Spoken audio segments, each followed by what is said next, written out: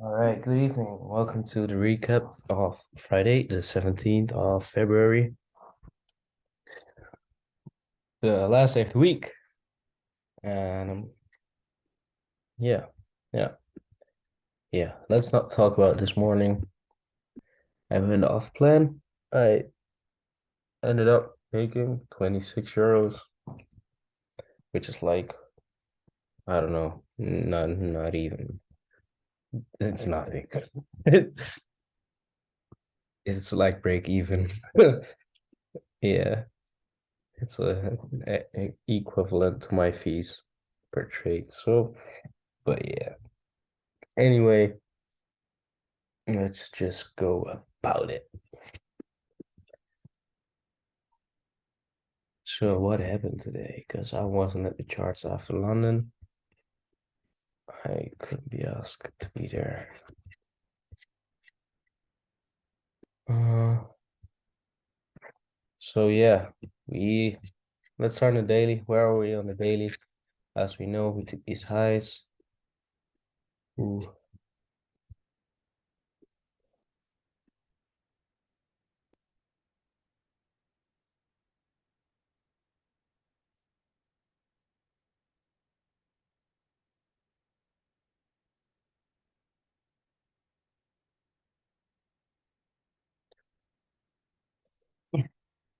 All right, let's go about it. So, coming into today, Thursday, Friday, we saw that we took previous daily lows, and we know where we are on the high time frame. We took out the internal range liquidity over here.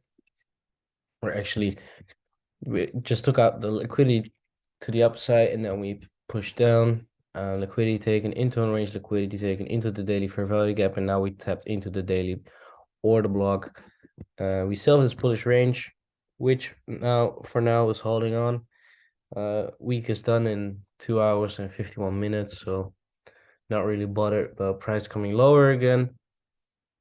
For next week, what can we see? We can see price coming to the discount of this overall bearish range, or I think it was from this high to this low.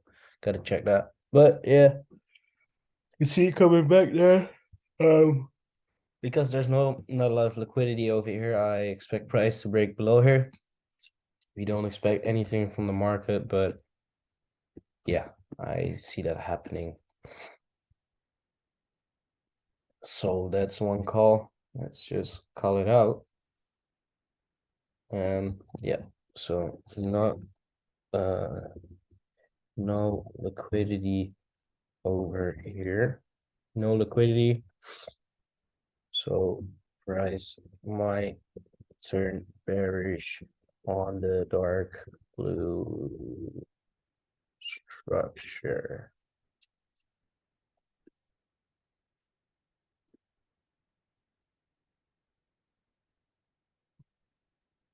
Here you go. And of course, okay. So that's that. And then we go lower. We basically had this high, this low, or this liquidity grab over here. I went over this so many times. And then this is, let's see, we didn't reach any discount over here. So this is the last range. And yeah. Oh, I still have atomic habits as well. Hold up, give me 1 second. I'm distracted. Let's see how much I have to do for that. It's a big chapter out there, so oh yeah, I can do that. I can do that today. Perfect. That's not a thing. It's like 4 pages. All right, so we came above here. This basically liquidity grab. I called it out with the call out, and I said like, yeah, because this wick, we might just continue bearish because even on the 5 minute, it's just a wick break. It's nothing major. It's not candle closure above. And as you can see, what happened, we turned bearish again, and we now have this bearish range on the red level from this high down to this low over here. And we can look for shorts from the premium area, which is over here, and that lines up with London. Interesting. And let's immediately see if there's something here, but no, fuck that, by the way. Not gonna do that. Why? Like, oh, maybe, maybe.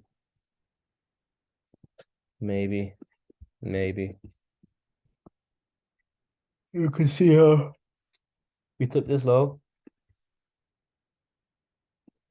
We took this high, took this low, and then came to the upside and bearish break. So we got a disruption of highs over here. So we might look out for this 5-minute PY that sits over here, and also respects this bearish order flow over there.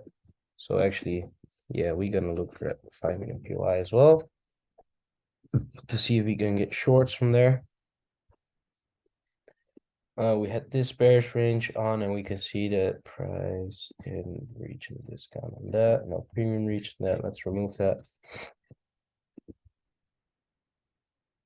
So let's go to the high time frames again. We discuss this range.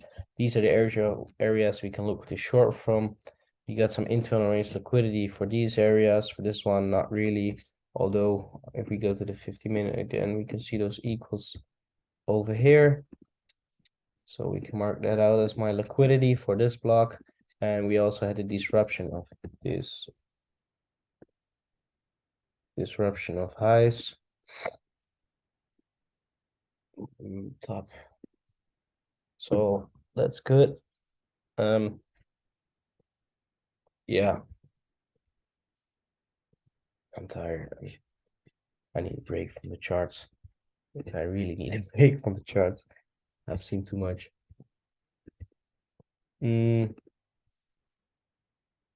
Let's just go about today and see what happened, actually, because that's what the recap is about. So yesterday we pushed down. We just broke below this low, but we came back up and it was not a major break. So basically with this bullish break over here, we took out this high. We induced some buyers into the market after that minor break. And then we can see the price continued down. And during Asian session, we took out the previous daily lows. And we basically create Asia low over here. And I want to remove this real quick. I don't know where does that line come from. Oh, that's the daily PY, my bad. And we didn't react from anything at all. Over here, we just took out these lows. This minor low, and then we got a reaction. But because there was no liquidity and we already took this to the downside, and there is liquidity to the upside, I was favoring longs. So coming into London, what can we see? We had previous daily lows taken, then we had Asia low taken, meaning like two liquidity pools taken. And then during the end of Asia, going down lower to the 1 minute, we can see that price took out this high that led to this low. So that's my early buyers, basically. And then we trickled down, not strong. Got another break to the upside. And that's where a buy area for me came from, where I got taken out. So we got another set of early buyers over here. A high that leads to a low, bullish break, bearish break. And this is where my first long came from.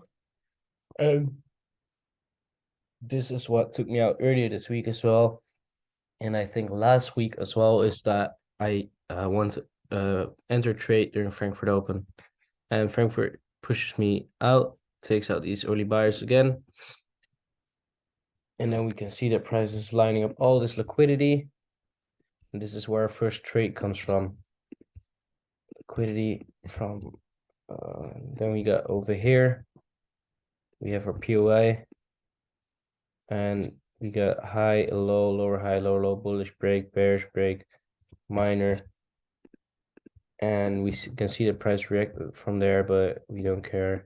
We got the break, we got the liquidity taken, Asia lows taken, everything taken, so we can look for longs from below this low. And stops just below here, 3.2, 3.7. And that gives you 1 to 4, I think. No, not even. So this is breaks bullish again here, so I would go break even after this trade or reduce your risk after here. And as you can see, price comes back and it results in a minor how do you call it, minor loss. Then we get another bullish break. And then actually we can use, instead of just using this, like, let me show you. Instead of using this as a range, we know that this was our bearish range from this high down to this low. So if you want to be more conservative, you wait for this high to break,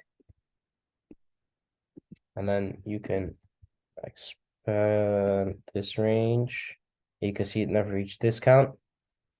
So then this is your bullish range, and this is your internal range liquidity, and this is your POI, and you don't want to enter from that POI because you see this gap that's quite big. So you're gonna zoom out and you see that the 3-minute is filled, so you don't want to enter from the 3-minute. Then you zoom out to the 2-minute and you see that the 2-minute is slightly larger and filling that gap, so you take the 2-minute no matter what. I would take the 2-minute, and then you can say like, okay, that's a bit large, so 33, let's take 38. Or because you already covered the gap on the 1-minute, you can say like, I enter straight from the 1-minute because you take that entire candle. Let's do that. And then you put this below 3.1, and that keeps you in the trade. And then you take partials above here, and this is where I made another mistake, so I entered here and I didn't take partials because I was greedy, and price came back, took me out again. So I overtraded today, if you wonder. And then we broke bullish again. So now we have this low up to this high, and then we broke bearish again. But I was like, we took Asia lows, we took previous daily lows. This might just be a fake out. Then we got this impulsive push over here. Sorry, here. And I went for one more trade. I overtraded, and or on this trade I over risk. I risked 2% instead of 1%. And I was like, all right, let's just go for break even, because I had a minor loss and a proper loss. And I closed my trade over here, and that led me to break even today. And it's a numbers game, but this is completely wrong. The trade management was wrong over here because I wanted to swing my trades to Asia highs, which didn't even get tapped until New York, but we first came lower. And also risk management was horrible because who risked 2% on a trade? So yeah, that happened. It is what it is. Can't turn it back. We can only learn from this. And that's basically it. So yeah, those were the longs trades. So this was actually a good trade, trading below these lows and then going for a long. And initially every trade hit 1 to 5, but not without taking me out first. So that's that. That was London. Then where did we react from over here? Because that's pretty interesting as well. We want to know why price moved from there, and we can see that in Asia, below these or above these highs, we have this 5-minute POI quite. Let's actually see how much. I think 5 pips. Yeah. Oh, damn. Master gas for 5.1 pips. Wait. We got that 5-minute POI. I don't know why you want to short there though. I don't get that. Let me see. Maybe I get it. No, I don't get that at all. Maybe people use like this structure, but I don't know. I won't use that at all to short, but it gave the short of the day nonetheless. So direct entry from there if you want to. I'm just covering this because I know people short from there. Otherwise, I wouldn't cover it because it doesn't fit my plan at all. And it gives you beautiful trade, but it doesn't fit my plan. And let's continue. So London and Frankfurt push price up, and we build up liquidity here to the downside. We don't have any clear structures going on yet. Liquidity, we can say we have this high, low, lower, high, lower, low. Then this liquidity is taken. Asia low is taken. Let's remove all that. This high is taken. And we come into New York, and let's see what happens in New York. Where do we react from? We come into our daily, deeper into our daily POI. And we got these candles. Because this is where reaction. Actually, no, that's wrong. I'm lying. We got this fair value gap. And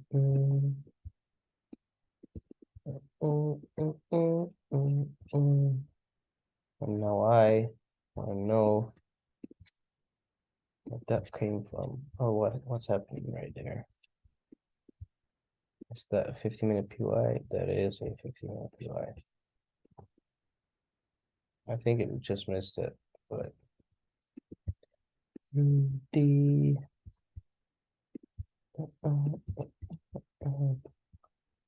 so we got that. Get off replay mode. Interesting. So we reacted actually from the 15-minute POI.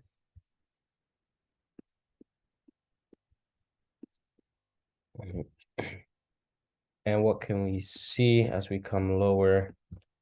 We have over here some form of early buyers. Got that high that led to that low.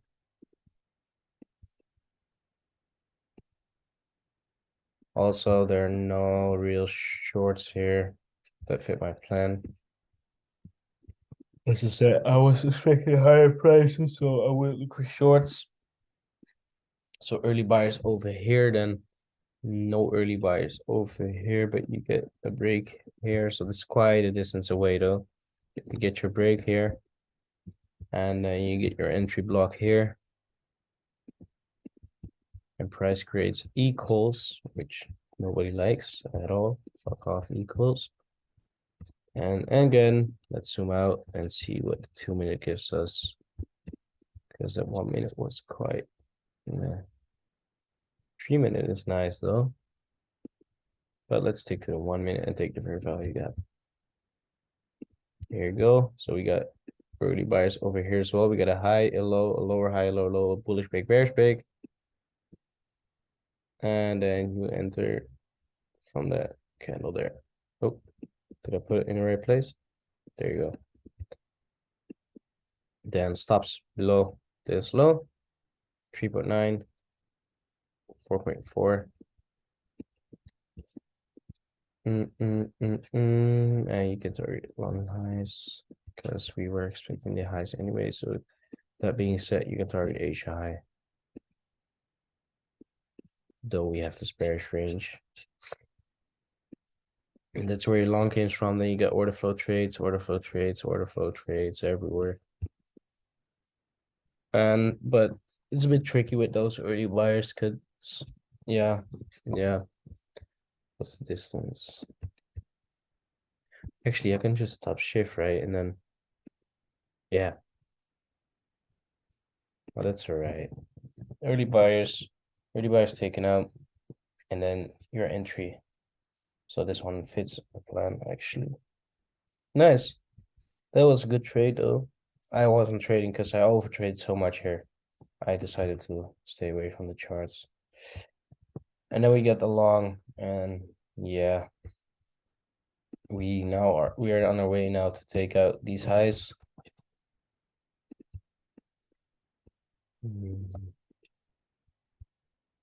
There you go. It's almost there. Might get a short from there. Early sellers. We got the POI over here. But yeah, it doesn't matter. We trades at this time. We would look for shorts here. That's higher probability, so no need to look for shorts there. Then the 3-pin pennant strategy where we were talking about yesterday. This range. So we want to look for 3-pin pattern over there.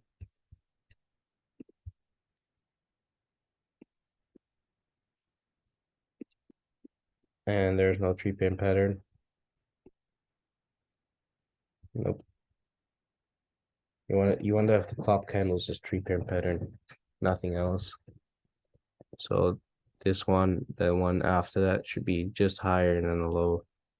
So that happened. So there's no thingy. Then people, like as I said, people were using another range, and that will be over here. But I wouldn't look for cheap in pattern over here. And then you get your turnaround. You come into the daily POI. You have this range from this high down to this low. You below old lows. You're below Asia low. Your previous daily low is taken. So you look for cheap in pattern over here. And you can see over here we got a 1, 2, 3. That's where your first long comes from. After 1, 2. So that's a bit unfortunate that this one is inside there, but this is what we're gonna test right now. So that will be your first long below the candle that will take you out, and then you get 1, 2, 3, close, long again, below that, and it gives you a almost 1 to 2. That's, I'm telling you, this might be something. Maybe even put it below that candle, but for now we keep it below that candle.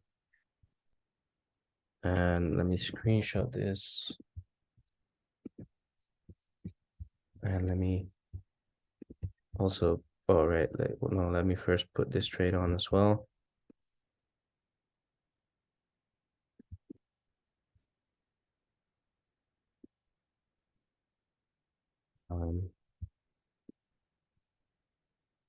So yeah, and that will be a long as well for that swing trade. But this is still in the testing phase. I don't know yet. I'm gonna use that. But from now on the daily recaps, I will look at these trades. Candle wise, by the way, for these longs, look at where I was looking for longs. Look at the 1 hour. You gotta push to the upside. So there was confirmation enough for me to look for longs. Especially because we left the wicks after taking Asia and tapping in. On the 50-minute, what can we see? Slow down, and then as we came up, price started to accelerate. So longs made sense. Let's remove that.